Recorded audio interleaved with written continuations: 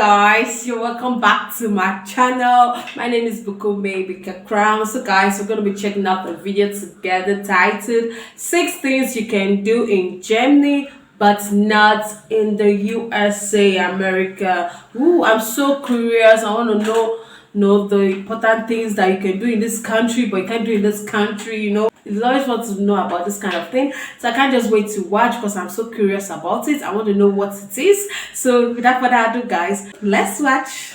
Which, if you guys ever see me at the Englischer Garten laying there with no bikini top on, please don't say nothing to me because I'm going to have to then go jump off a cliff. Ooh, nice intro. Please. Hi everyone, what is up? My name is Haley. Welcome to my YouTube channel. If you did not know, now you do. Hey you guys, what's up? Welcome to my bedroom. I've been kicked out of the living room, you guys. Mike is playing his Xbox. It's his new joy, his new Shotzi, and I've just been put on the back burner, so here we are in the bedroom. I don't know how I feel about this, letting you guys see me on the bed, but hey, welcome. We're family now. But yeah, in today's video, y'all, I'm going to be talking about things you can do in Germany that you can't do in the United States. Some of these points I've gone over very briefly in past videos, but I wanted to make a little bit more in-depth video regarding these topics. Regarding the laws and regulations and rules around these things, I would greatly appreciate it if you guys could help me with some of them because there was a lot of gray area for a lot of these things. I couldn't find a very definitive yes or no, or what was right and what was wrong, or what was allowed and what was not allowed. So if you know more than me, please let me know in the comment section. But yeah, if you like this video, don't forget to give it a thumbs up, subscribe, and follow me on Instagram. It is the holiday season, you guys, and it's free, and it's doing something kind, and Santa's watching you to see if you're kind, and if you're not kind, you're gonna get coal for Christmas. So might as well do that. So yeah, the first thing, you guys, is going to be the FKK. If you are not a German speaker, you probably don't know what FKK means. I'm going to try my best to say it in German, but I don't know if it's right or not, and I'm pretty sure it's Freie Körperkultur, which means free body culture, which basically means the nudity community. I feel like this video is going to get demonetized, so I'm debating if I should say the N-word or not. Imagine Haley coming over to Europe. I will not even just say Germany, I will say Europe in 2015, not really knowing anything but what I've been taught in the United States, which body, human anatomy, and all that good stuff is a very taboo or vulgar topic, especially when it comes to the nudity aspect of it. Coming over to Germany and spending my first summer here and seeing people without any clothing on was shocking to me. And I was literally, you guys, probably wanting to hide underneath a rock because I could not imagine that people were so open and free and comfortable with just letting it all hang out. I mean, many years have fast forward since that time. Like I said, that was in 2015. So in 2020, I'm pretty open. I might even say that I take part in this FKK. My mom, Mike, and my grandma watching this are probably like, oh my gosh. No, but seriously, I'm really okay with going topless, with going bottomless, going full on Haley out there when it comes to summer vacations. If I'm in Germany, if I'm in Spain, if I'm in Italy, if it's allowed, I usually really don't care. And I'm actually comfortable and okay with it, which if you guys ever see me at the Englischer Garten laying there with no bikini top on, please don't say nothing to me because I'm going to have to then go jump off a cliff. But if you're going to the United States and you want to take part in FKK, that's really not going to happen or be allowed in most of the places there. I would say like 90% of the United States, you're not allowed to go any type of non-clothing anywhere, but you could get in trouble, you could get a fine. Some people could get like registered as sex offenders for something like this, so you just have to be careful. The next points are going to be about drinking, selfing. So if you don't want these points, you might as well click away because I'm going to be talking about drinking a little bit. The first one is going to be being able to buy affordable, cheap wine. In the United States, I will not trust you if you tell me that you can buy affordable wine for $2 to $5. I will know that your taste buds are whack, you have no sense of taste, you don't enjoy the finer things in life, and you enjoy the taste of Robitussin medicine because that's the only thing that comes from $2 to $5 bottles of wine. Europe is the wine capital of the world, you guys. You have Italy, you have Portugal, you have France, you have Spain, you have Germany, all like at your footstep, which means you have relatively high quality, affordable wine. That kind of stuff is not happening in the United States. The closest thing you have is California. And sometimes California cannot hold a candle to Europe. When I came to the supermarkets here for the first time and saw the wine selection and saw things as low as €1, of course, those are usually cooking wines or something. But when I saw stuff like €2, €5 for a nice size, decent size bottle of wine, I was like, wow. And sometimes I would buy one just to taste it out and see what it was like. And it was relatively tasty. It didn't taste like a rotten cotton ball. And in Germany, I can seriously buy something, may not be the best tasting or a Michelin Sterne restaurant wine, but it's good. You can drink it. Man kann das machen, you know. Schmeckt lecker. The next one is going to be drinking on the street, which is something that I need a little bit of help with regarding this because I've talked about it before, but I really don't know the laws behind it. And I'm mostly speaking about Bayern because that's where I've seen all of this stuff happening. Okay. But usually you can drink on the street publicly with no repercussions. I have gone out on the S-Bahn, on the streets, on the way to certain events, and I've always seen other people drinking. The cops are usually, you know, standing around if it's a big event, if it's a big, you know, influx of people traveling from one place to another, because usually when you go to Fußballspiele, I've been to a few FC Bayern games, and on the way a lot of people are drinking. And the cops usually don't say anything to you. It's just if you're too rowdy, if you're too rough, if you're, you know, cursing, if you're being way too crazy, then they might say something to you. But like I said, this is a gray area for me where I don't really know what the laws are. I've taken part in this, never got in trouble. I've talked to cops with beers in my hand and they don't say anything, and they say viel Spaß. The next point is you can drink a small glass of wine or a glass of beer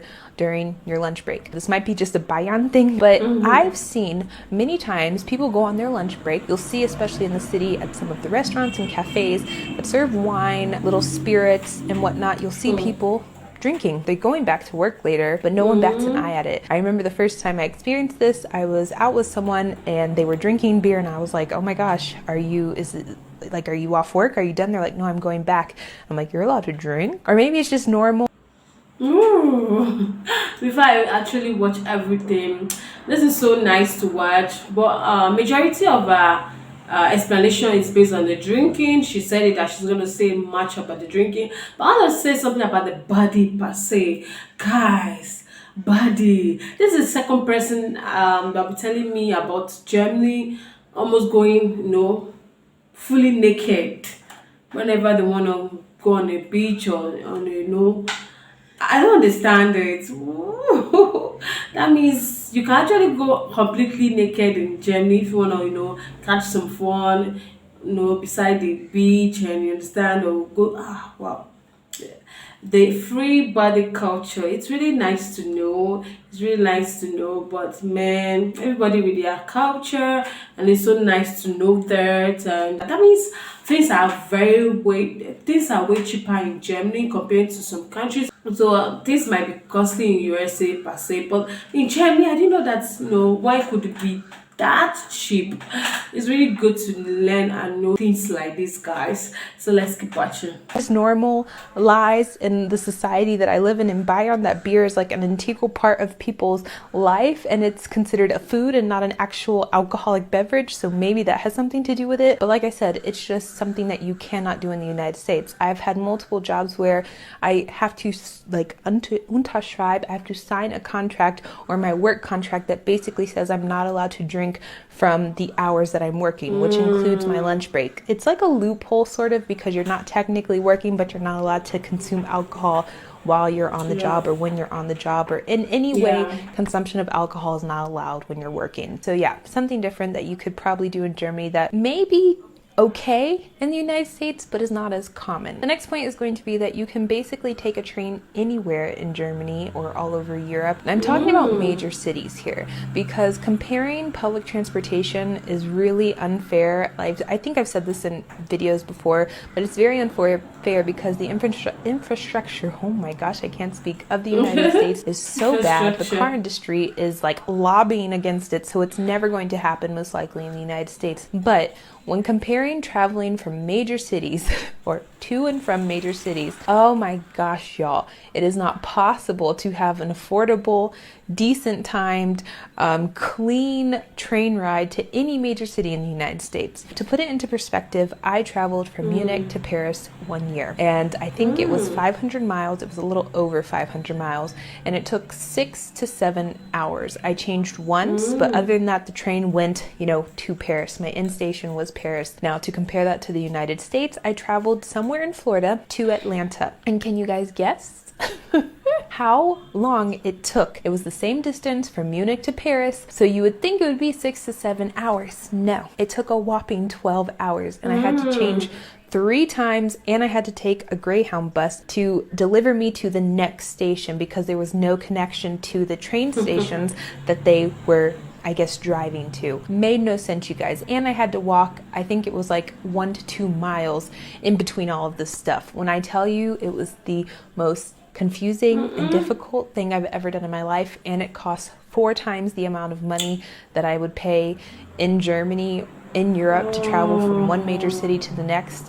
It's not possible. It's a lot cheaper and more affordable to drive your own car, get an Uber probably, fly, rent a car, or anything like that. So yeah, I find it to be very sad because I actually like traveling in trains, especially in Europe, I guess, because we have such beautiful scenery, but we have that in the United States as well. But you can't really see it in a train, paying attention, looking out the window. I love it so much. The next and final point, you guys, which is also a point that I need a little bit of help with because, like I said, this was a very gray area. There were a lot of numbers and information spit out, but nothing really definite. In Germany, you're most likely going to be able to go grocery shopping without completely buying GMO foods.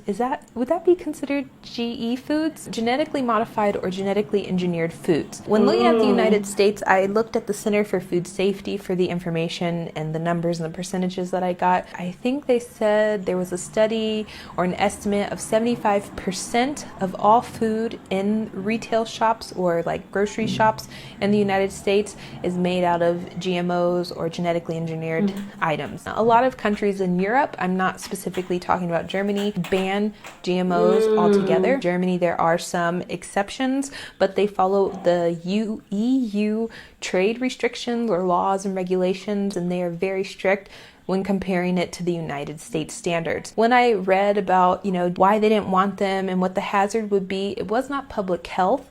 It wasn't, human health or anything like that. It was about the detrimental adverse effects that it has on the environment. And that I found to be very interesting, that was the reason that they try to ban or try to get rid of or not produce GMOs in such huge amounts. That's all of the information that I found regarding it, you guys. I know there's a bunch. I read so many articles. I read so many scholarly journal excerpts and something and all that good stuff, but it was very information overload for my brain. I think that's it though. I think I've talked a lot, you guys.